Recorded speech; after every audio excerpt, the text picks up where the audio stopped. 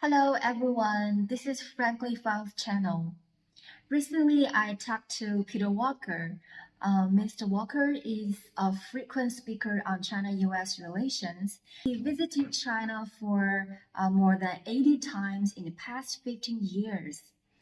And he put all of his experience and insightful observations into his new book, Powerful, Different, Equal, which was published in the United States in 2019. I have known Mr. Walker for years, and we all admire his efforts of speaking, of telling balanced stories about China. In this podcast, we touch upon topics like freedom in my hometown, Xinjiang and Hong Kong. Okay, first of all, I want to say congratulations for your new book. You shared your thoughts on the twists and turns of China-US relations, like the reason behind, and based on your unique experience of interacting with Chinese people. There are some highlighted assumptions that the US government and Western media have made about China in recent years, such as Chinese people suffering oppression. Like some Western media will cite the examples of Hong Kong and Xinjiang. You know, I come from Xinjiang, so I really want to know what's your take on these assumptions and the reason behind them. You had this situation where, without a real attention to the facts, a story was being created really by the press and reinforced by Trump. Biden took over. I think we're all very hopeful that it's going to be a more relaxed relationship. It's not off to a great start. But, I think part of it is we understand that Biden has a number one priority is his domestic agenda. He can't afford to come across as soft on China. So he's I think, doing everything he can to appear to be tough. But we have to remember that, if you go back about 5 or 6 years ago, Biden was quoted as saying, China is not our enemy. Well, the reason I wrote my book was after making about 80 trips to China over a 15-year period of time.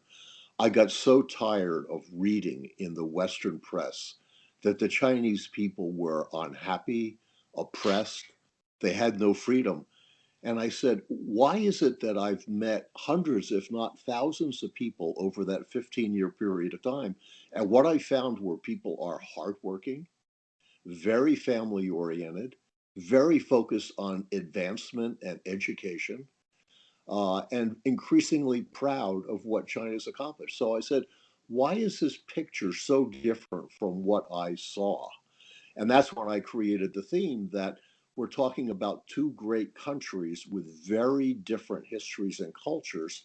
And that explains a lot of those misunderstandings. But at the end of the day, when you look at the international research that's done, by Pew Foundation and Pew Research and by Edelman, which does what they call a trust measure of how people feel about the government. Are they performing well or not? How do you feel about your future? Will you have a better life 5 years from now or not? And when you look at those measures, China is about the highest rated country in terms of support of the people. Now, if you look at Hong Kong and Xinjiang, yeah, I mean, obviously, you're talking about two very different histories. I think from my point of view, when I talk to Chinese mainland people, what they remember very clearly is that Great Britain took Hong Kong as a spoil of the Opium War, which was clearly one of the most immoral wars ever waged anywhere when you look at what the underlying motivations were. China or Great Britain agreed that China would reestablish control over Hong Kong back in 1997. But I think when you saw the extradition law put in place that said people from Hong Kong can be extradited to China for justice, which I think probably in retrospect wasn't a good thing for China to do because it created a lot of the pushback and the riots. But I also am sympathetic with the Chinese government because the reality is those riots in Hong Kong were ultimately out of control. They were increasingly violent and destructive. And it became clear that they weren't just rioting about one country, two systems. They wanted to return Hong Kong to exactly what it always was under Great Britain. And that was never going to happen. Now, a lot of people are saying, well, Hong Kong is now going to deteriorate significantly. But again, I go back to what I said before. The people in the Chinese government are smart. They understand that Hong Kong is an important economic center, and they're going to enact changes that will protect the business community and the ability of the Hong Kong economy to thrive. Will there be some hit because some corporations will say we don't want to do business with them? Yeah, of course there will be some, but it's going to be managed in a thoughtful way. I know people in Hong Kong who would basically say, this hasn't really changed my life at all. I work the way I always work. I make the money I always made. I can basically do what I want to do, except I can't organize against the government. And there's certain things that undermine the government that I'm not allowed to say. But if you ask them, is that an important encroachment on their freedom? The ones I talk to say no. And that's true. When I go to China, I ask especially young people and young people from China who were going to school in the U.S. And I said, how do you feel about freedom? And they basically say, if you go back to the old hukou system, where I was told you're going to live in this apartment, you can't leave the town without permission. If you want to get married, you need permission, etc., etc. They basically say the same thing to me. I can work where I want to work. I can go to school where I want to go to school. I can live wherever I want. So I can carry out my life.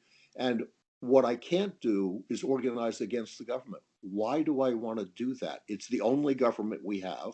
And China has done very well under this government. So why do I want to protest? So a lot of this is the media putting a spin on it and Yeah. basically projecting Western values that are very different from Chinese values. So sometimes I'm confused, like, what is the freedom? I feel like I'm very free, you know, but some West media, they always say like we don't have freedom. So I'm just wondering, what is the freedom you're talking about? Yeah.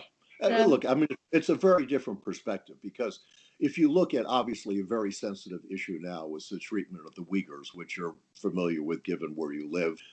But, you know, the U.S. looks at it very differently. The U.S. says any attempt to reduce individual rights of in anywhere in the world is unacceptable, and therefore they simply look at what's the treatment of the Uyghurs, which actually I don't agree with. I don't think it's been good for China as a country because it's hurt its reputation. I'm not sure what the value is, but I also understand it that the purpose of the internment was the fact that China had a number of serious Islamic terrorist events, and given the importance of stability in China, it was very high priority to be able to eliminate those events. And that has happened. I think the question for China and the question for the US is the medicine worth the cure? And I think that's a fair question. I think in the US, the answer would be a resounding no, that you are really seriously hurting the quality of life for those people. And in China, the government would probably say domestic terrorism was a real problem and we solved it. And because we're a collective society, we look at the well being of all of society as a whole and feel that that benefit makes it worth it.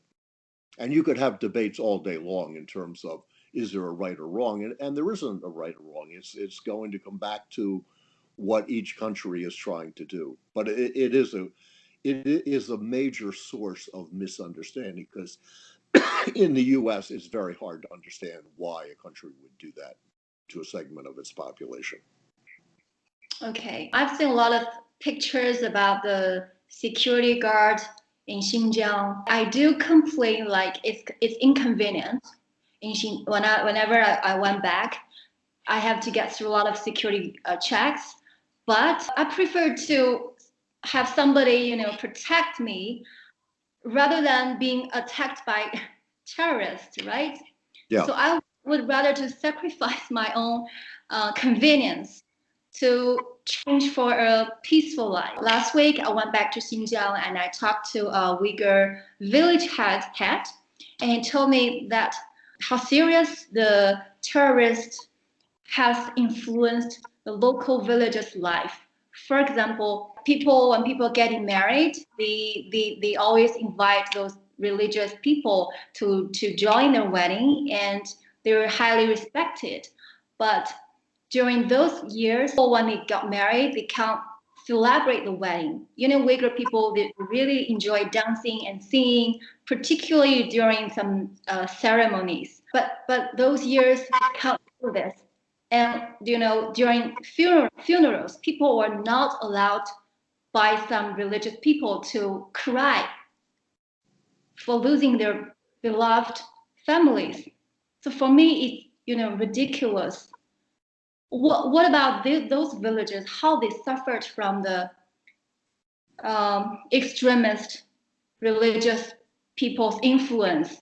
Why nobody, in the world to care about people during those years?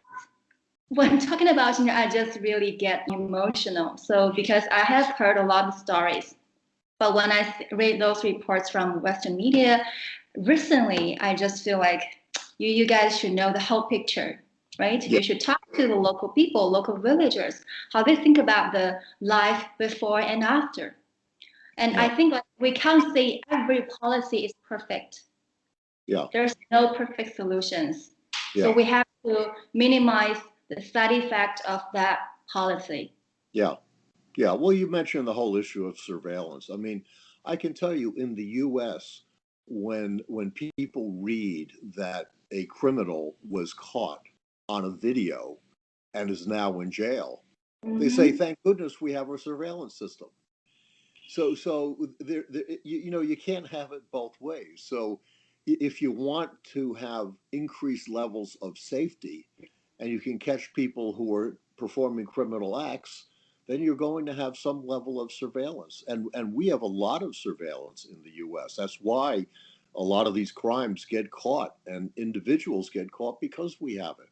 But is somebody watching you? Yes. It's kind of like vaccines and COVID. You have to decide what's worth it to you, and it's a trade-off.